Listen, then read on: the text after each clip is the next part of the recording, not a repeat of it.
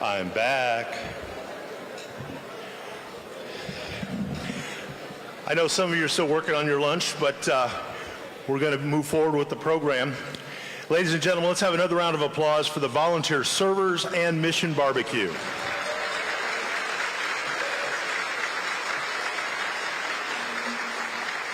At this time, I'd like to introduce Seminole County District 1 Commissioner Bob Dilawri.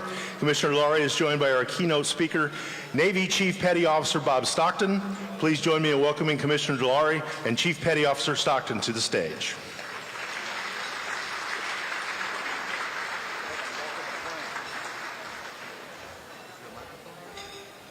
This mic? Use this mic over here.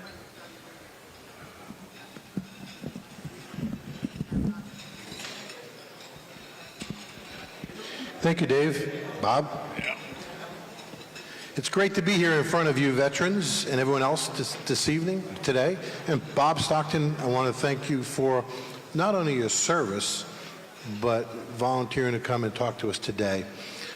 You are truly an inspiration to us all.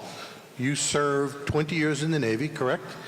You also were here at the Naval Base when it was active, and we're recognizing them today, all the things that they've done.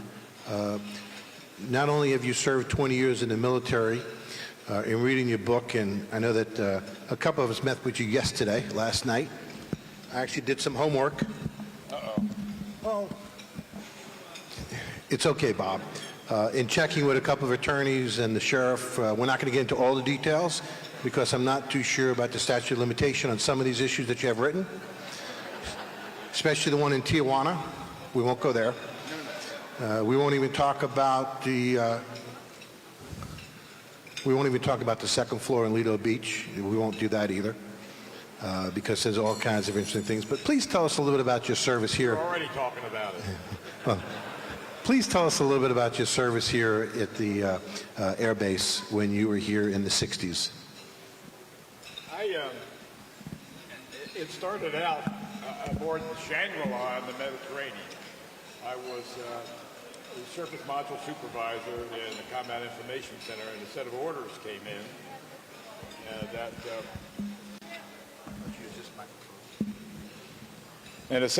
came in that that said you're going to North American Aviation in Columbus, Ohio for 6 weeks of training on full per diem. Nobody on the ship knew what any of that was all about. So, but I knew I was up for a 2-year shore duty tour, and that's all that the order said, North American Aviation, Columbus, Ohio. So away I went, flew back to the States and went up to Columbus, and that's when the North American Aviation was still in Columbus, and they had decided to reconfigure the A-5A, which was a linear bay bomber, nuclear bomber, because when they would go into the loft maneuver and slide the bomb out of the center line where the bomb bay was, the bomb tended to follow the airplane, which could, ruin your whole day. So rather than scrap the contract, the Navy said to North American, why don't you reconfigure the bird to a reconnaissance aircraft? And that's how the RA-5C was born. And when I got to Columbus, Ohio, it was what we call a black shoe, which is Navy surface and not aviation. I discovered that North American also had the contract for what they called an Integrated Operational Intelligence Center, which basically would take the electronics and photo package from the new RA-5C and massage it in the IOIC, they called it the down system, to get usable intelligence, tactical intelligence at the time. That's how I wound up here in Sanford, Florida in January of 1964. We completed the 6 weeks in Columbus, Ohio, and I had some leave, and I was in New Jersey, which is where I grew up, and picked up a terrible cold, and I got off of the bus, the Trailways bus, in downtown Sanford, Florida. It was January of 1964. The sun was shining, the birds were singing, nice puffy white clouds and warm. And I looked around and I said, this is where I'm going to live when I retired from the U.S. Navy, Sanford, Florida. And it still, after all these years, is one of the very favorite places that I was ever stationed in the U.S. Navy. All the ships, all the shore stations, all the squadrons. This is number one to me. And I still love Sanford, even though I hardly know where I'm going anymore. It's been so built up. Now, Bob, you were stationed here, but I'm sure, first of all, I was not under the impression that all the things that were going on here, because I just thought it was the vigilante and the training for that, but it's quite obvious in hearing from you that it's more than just a vigilante, correct? The what? It's more than just a vigilante plane. All the training that you were talking about with intelligence as well, correct? Right. We had what's known as the Integrated Operational Intelligence Center, which was a training center for carrier crews that were going to be part of the RA-5C, the squadrons and ships company, that we would train them on the various aspects of reconnaissance, photo reconnaissance, and electronic reconnaissance whenever it worked, which unfortunately didn't work very well. But the photo recon was a really great addition to the Navy for tactical reconnaissance after a bombing mission in North Vietnam. We lost a lot of aircraft because of that, because they were unarmed. We used to say the vigilante squadrons are unarmed and unafraid, and the vigilante squadron people would say, yeah, right. Yeah. Well, that didn't go over very well. Anyway, I deployed on the Ranger in January 1965 out of Alameda, California, and we went right back to Westpac. Heavy 9 was the squadron that was with us. And then after about 8 months or so, when the Ranger was getting ready to go back, they called for volunteers to cross deck to the Constellation and Heavy 6. And I didn't see any reason to go back to Alameda, California, so I just volunteered and went over and spent another tour on the Constellation with Heavy 6, doing essentially the same thing in the Intelligence Center as an electronic evaluator. When we got back, I did one more tour on the Constellation and then had orders in country. And now how I got those orders is an interesting story, and one that the statute of limitations has expired on, so I don't mind telling it if you have time. So please go ahead right ahead, Bob. Okay. There was here many years ago a honky-tonk saloon out on 17 and 92 called the Jet Inn. Anybody remember the Jet Inn? Anybody admit to it? That's another story. Well,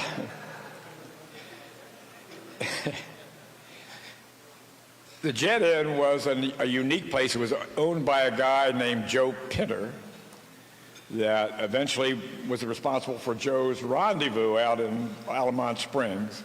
And then the Club Juana, there were some stories about Joe. Wait a minute, Bob. You said you didn't want to go to those stories. Oh, yeah. Well, I mean, I just was laying the groundwork I just want to make sure.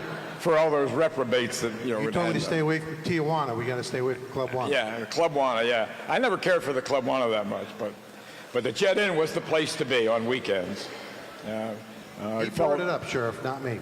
Fellow by the name of Chuck Poteet was a ship's cook that was stationed here, and he was the bartender the Saturdays at the Jet Inn and Saturday mornings. And a fellow by the name of Gino Lunn and I would go there and read the funny papers to him on Saturday morning.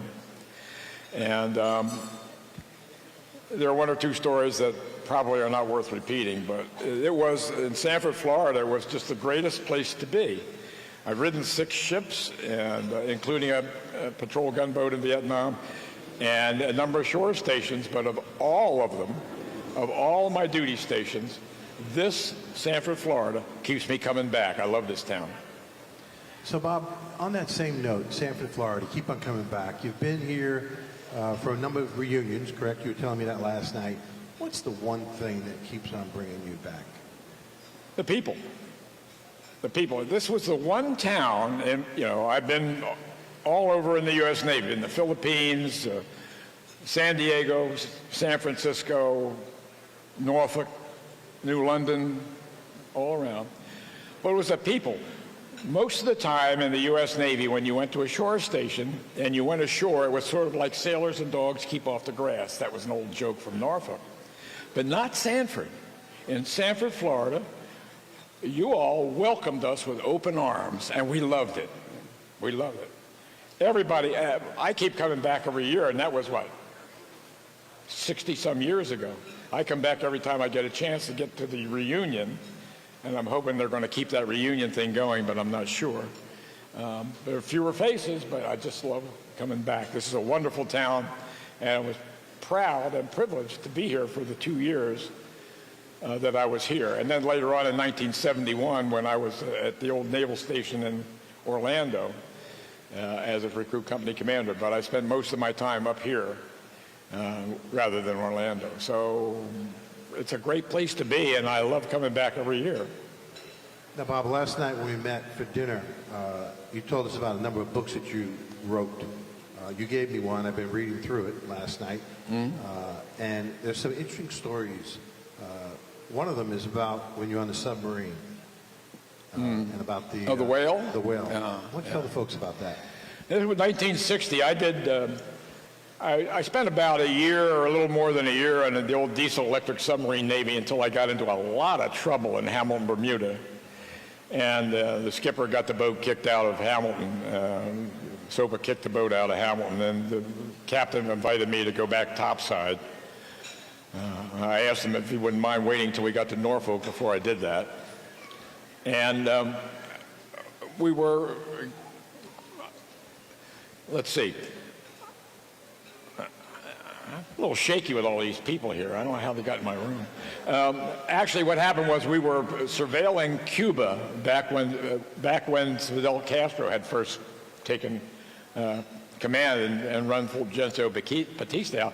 We were doing surveillance patrols. We would snorkel in the daytime, and at night we would charge our batteries. And there was also some P-2V patrol squadrons that were also running reconnaissance and surveillance. And anytime they detected a surface aircraft at night, or a surface ship at night, they would come in on it and open up their headlights, searchlights, which would blind everybody on the sail, top of the sail. The officer of the deck and the lookouts couldn't see anything after that searchlights hit you at night. So we happened to be right after one of the P-2s came in and blinded everybody. We were just kind of cruising along, charging batteries, and there was a large, dark object ahead of us, maybe 10 degrees off the starboard bow, and not going much anywhere. And the officer of the deck, he couldn't see very much, and nobody else could either. It turned out to be a whale, some sort of a whale that was snoozing on, lazily kind of drifting along and then minding his own business. And we ran right into it. We were only doing about 7 or 8 knots. Pop, we hit it. The whale was startled and left the contents of his bow all over the surface and the sail. So this nasty white, everybody enjoying their lunch? Yeah. This nasty white stuff all over there. And at the time I was on the topside gang, so we got back to Norfolk, and my crew had to take care of cleaning all that up. And that's today's lunchtime topic for you. But the whale just kind of startled him, and away he went, and there we were. Bob, you wrote a number of books. How many books did you write, and can you give us a little bit of reason why you wrote so many books? Well, the short answer is to keep me out of the saloons. Now, I've written and published a dozen books, from memoir to naval history, fictional history, and some anthologies and that sort of thing. But it was just something to do when you're retired. When you're retired, you can either go to a saloon and drink, or you can do something constructive. So I decided that to write my first book, which was Listening to Ghosts. And after my first book, my brother Tom in Dallas said, well, anybody can write one book. So I said, oh yeah, so I wrote a second book, Fighting Bob, and just sort of seemed like the thing to do. So I published 10 more over this course of the next 11 or 12 years. And I decided now that I've run out of things to say, so I'm not publishing much anymore. Now, you say you run out of things to say, but in just reading your book very quickly last night, there's so many interesting tidbits about your experiences. What's the one experience that either from Sanford or when you're in the Pacific Rim that you'd like to tell us here today? I think how did you ever wind up in Vietnam on a gunboat in the middle of the Tet Offensive is the one thing that sticks in my mind. And it all started out at the world famous Jet Inn here in Stanford. Now, at the Jet Inn, was Annie there at that point? The Jet Inn was a saloon. I know it was a saloon, but was the friend that you were telling us about last night, Annie, was she there? Annie? Yes, Annie was the waitress. She would scream out every so often, "Sure, it's quiet in here," to get some people to put money in the jukebox. So, but it was a Saturday afternoon, and a fellow that was an airframes mech named Gino Lunn and I were having a few afternoon beverages at the now world famous Jet Inn, and a directive had come out from the Navy wanting volunteers for in-country Vietnam. This was 1965. So we'd had a few pops, and Gino looked at me, and I looked at him. He said, "You want to do it?" And I said, "Why not?" So the following Monday, we went down and signed our signatures to volunteer for in-country Vietnam. Well, I thought, foolishly enough, that when I had orders to the Ranger in 1965 to go back to Westpac and resume Yankee Operation Rolling Thunder, which was the bombing in North Vietnam and Haiphong, that took care of that little volunteer signature. So I spent 65 and 66 and most of 67 on either the Ranger or the Constellation over there, and I thought, well, this should cover that thing that I did to Jet Inn on some weekend years ago, but it wasn't. I had orders when the Constellation came back in 1967 in December.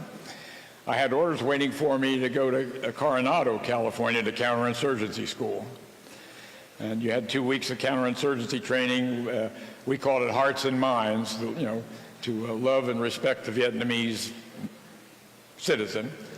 And then we were supposed to go to survival school, but that got canceled right away because the Tet Offensive was getting ready to start. So they immediately cut everything short, gave us a set of orders, and I flew World Airways over to Cam Ranh Bay, Vietnam, just in time for the start of the Tet Offensive. So that probably, to pick up the gunboat, was a patrol gunboat, the PG-85, was probably the most memorable point in my career. So on that gunboat, is there anything you'd like to tell us about what actually took place, or can you give us a little more details? Well, we were part of a group out of Cam Ranh Bay and other areas that did, anybody here remember Market Time? No. Market Time was a surveillance and interdiction program where the U.S. Navy would put swift boats and patrol gunboats along the coast and into some of the rivers down in Sector 8, the Song Bodé and the Song Cao Lan, to interdict any arms shipments coming from North Vietnam to the Viet Cong and any of the North Vietnamese regulars that were in country. And that was our job. We shot up a couple of trawlers, did some insertions in down in Sector 8 on the Song Cao Lan, back when they were just beginning to develop Operation Sea Float, which was a floating in the middle of the Song Cao Lan was about 7 or 8 barges moored together, which is where they would have some helos and some South Vietnamese Marines and some SEALs that would insert themselves for that. So we were there for part of that, going in and coming out.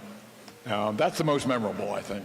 So, Bob, as we wrap this thing up, because we're going on 20 minutes right now, Sanford, you're in the sub, you're in the California, Vietnam, Pacific Rim. What was your last station, last post before you came back to the States? Well, the last one was, sadly, probably the least favorite. I had finished a tour, well, let's see, I'll get the timeline straight here. I didn't get the cheat sheet. I don't have my book right there. But I came back from, I fractured my skull in Vietnam and spent some time in the hospital and was medevaced out. And because of that, I had orders to a Norfolk carrier called the USS Independence. And we made a med cruise on that and came back. And all we could do with the RA-5C squadrons was you couldn't fly it, you couldn't do anything because everybody there was a good guy. So I came back and I called my detailer and I said, have you got something in my code, which was IOIC and RA-5C? And he said, well, we've got one opening but for your code number, but you might not want it. And I said, what is it? So it's RVAH-12, going to go aboard the American, make a world cruise, and go back to Vietnam. Well, I said, cut me the orders, and away we went. And so I went back for that one last time, and when I came back, I had orders to Orlando for a 3-year tour as company commander. That was my next to last duty station, and I married a Stanford girl while I was there, my first wife. Was a nice young lady from Stanford, and probably didn't work out, but I was most of the time, by that time, I was back to sea and gone all the time. And so I came back from that and finished my career on the Franklin D. Roosevelt, which was an old beat-up carrier that was dragging one of the 4 screws throughout a mid-cruise. And after that, I had the E9 chief by the name of, Jim, that was a long time ago. He said, I'll give you an E8, make you senior chief. I said, can you get me orders off the ship while you do that? And he said, no, you got to stay here. I said, nah, forget it. So I put my papers in, retired in Mayport, Florida, and I never left. I'm living in Jacksonville now, and I just never overcame the inertia to move. Well, Bob, you live in Jacksonville. You got 3 children and 4 grandchildren, correct? Mm-hmm. You got 3 children and Yes. 4 grandchildren, correct? 3 children, 4 grandchildren, 1 great-grandson, whose dad is a Sheriff's Department investigator in Metter, Georgia, in Candler County, Georgia Sheriff's Department. So I'm partial to you guys over there wearing the suits. And, yeah.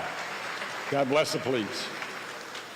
Well, Bob, we appreciate you sharing a little bit about your time in the Navy as well as here at Sanford, and I want to thank you for your years of service in the Navy. This year, our theme is naval aviation, and we're actually recognizing the city of Sanford's Navy base, the one that you served at. We also have a challenge coin that I'm going to present to you in a minute. So I'd like to ask Charles Davis as well as Lieutenant Smith come to the podium. And would you mind standing for a minute, Bob? We also have the challenge coin. Can we show it up on the screen in the bags? One side of the challenge coin is the PV-1 Ventura plane, which flew back here in the Navy Station back at Sanford in the 1940s, was the first plane flown at the base. And then we have a World War II bomber. It's now restored and is displayed at the Sanford as you go into check-in of the airport terminal. We have a plaque we'd like to give you, Bob. Oh. Charles? Thank you. I'd like to take this in behalf of all you military guys out there and all those of you who have served. You're the ones that rate the applause. And Bob, we also have a challenge coin we'd like to give you. So please accept that if you would. Thank you. Let me hold this for you, if you wouldn't mind.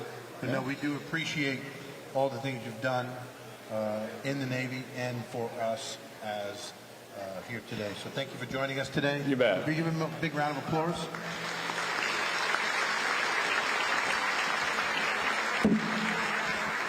You did all right.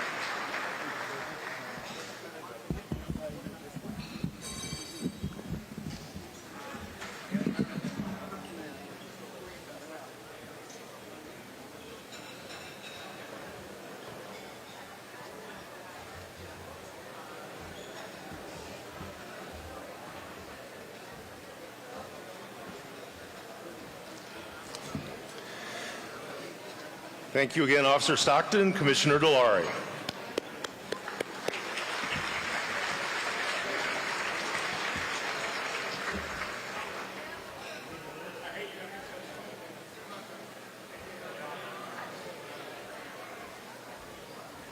I got to touch his hat.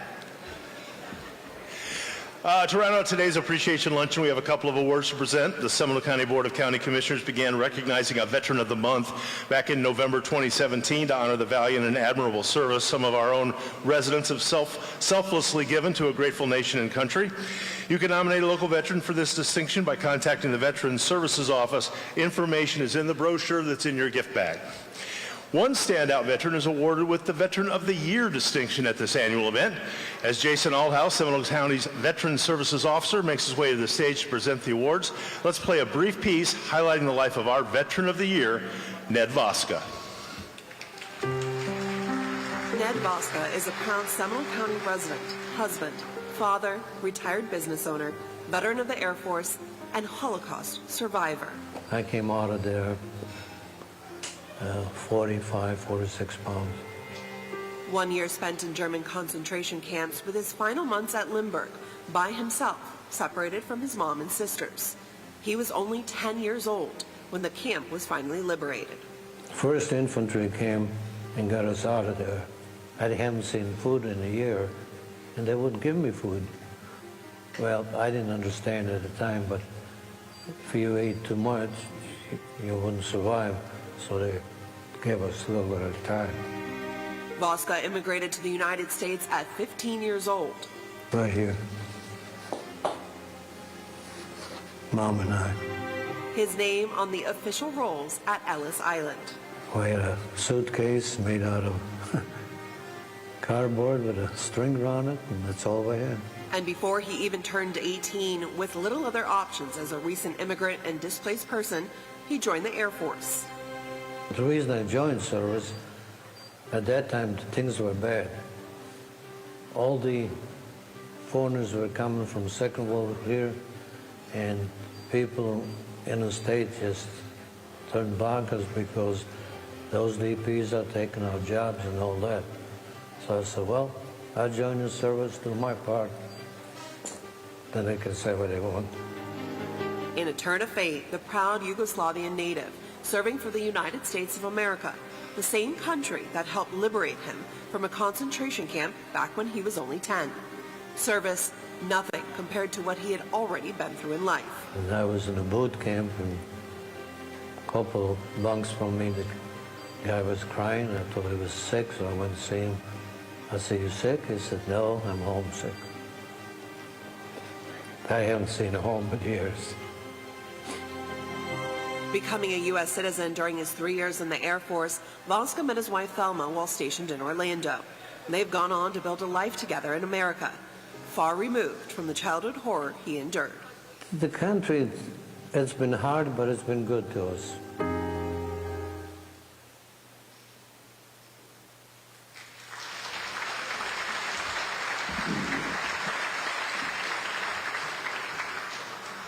Thank you, Dave. As you can see from that piece, Ned Voska has experienced quite a life and quite a journey.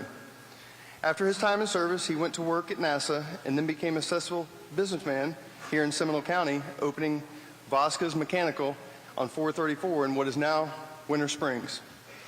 Ned Voska has been a life member for over 30 years of the American Legion and Veterans of Foreign Wars, and is a former vice commander for the American Legion Post 243. He has perfect membership in the Oviedo Rotary for 25 years. It is my honor to introduce our Veteran of the Year, Ned Voska.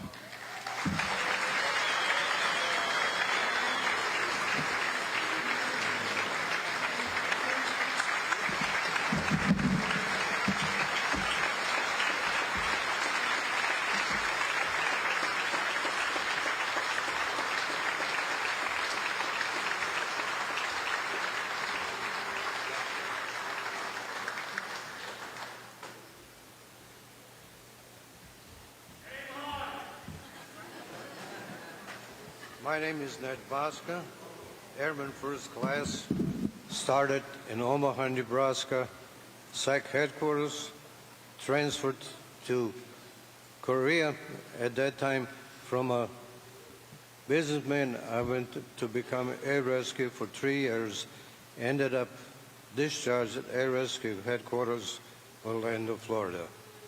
At this time, I would like to thank all the Seminole County Veterans Administration because they come to our meetings once a month, sometimes twice, and help a lot of the veterans. I've been on Oviedo American Legion for 40 years, and I want to thank them for supporting me. Thank to my family.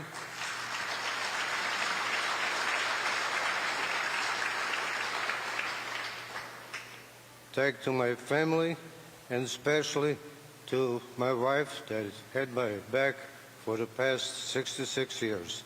Thank you.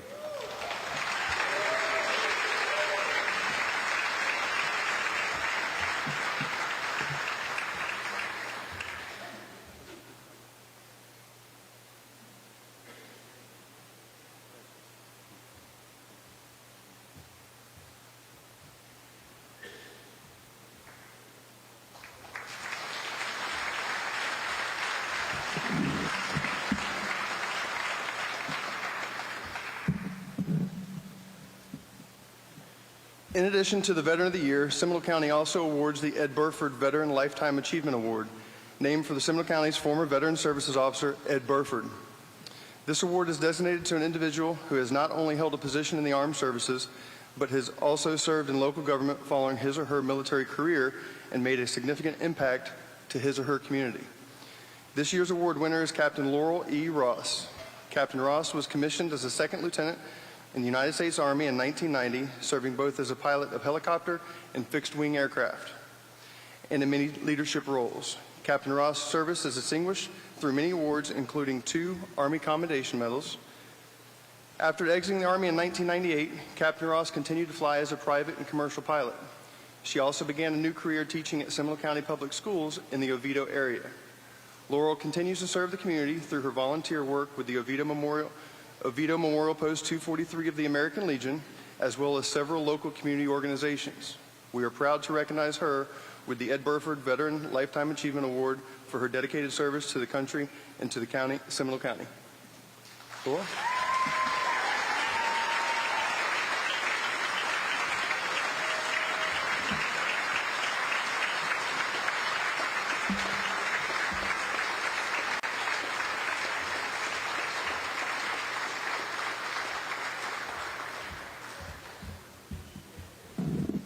I just want to say that I'm beyond honored to have even been recognized.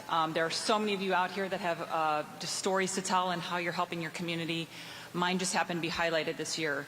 I just wanted to share a quote or two that kind of helps me along the way. One is, give freely of yourself always to your family, to your friends, your community, and your country. The world will pay you back many times over. Who knows who said that? Anybody? Sandra Day O'Connor. Okay, so that's something that I've tried to live by, is to give back to what my community has given me. And the last one I just want to say is, we can't help everyone, but everyone can help someone. So be that someone for someone else. Thank you for the award.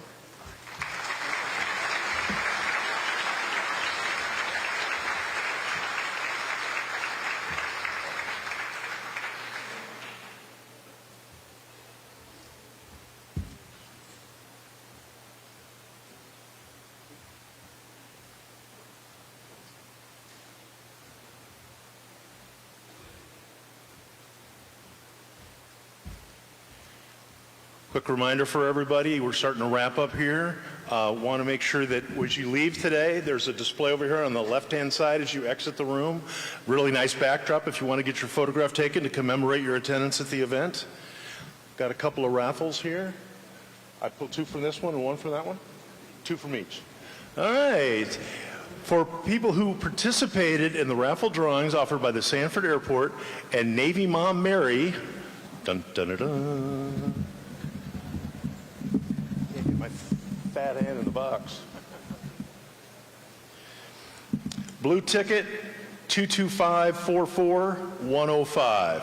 22544-105. Anybody? No scream of joy or excitement? Another one, 225-44067. Lots of, hey, look at that.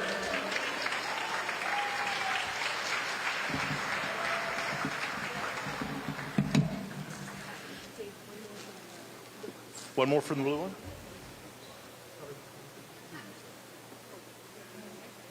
Oh, gotcha. All right, 225-44124. Oh my God, is that a winner? All right.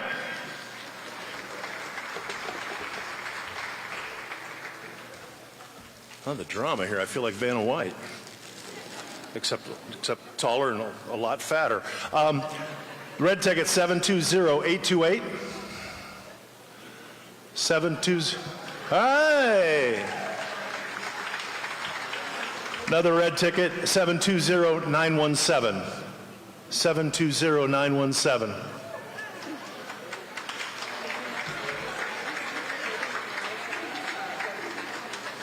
Yeah, for the people who, is this the red or the blue? The red tickets, you redeem those in the back. I believe blue tickets up here. Okay? This is so much pressure. And so this concludes the ceremony, the recognition luncheon. Hopefully everybody enjoyed their fellowship, the friendliness, the food, and thanks for having me.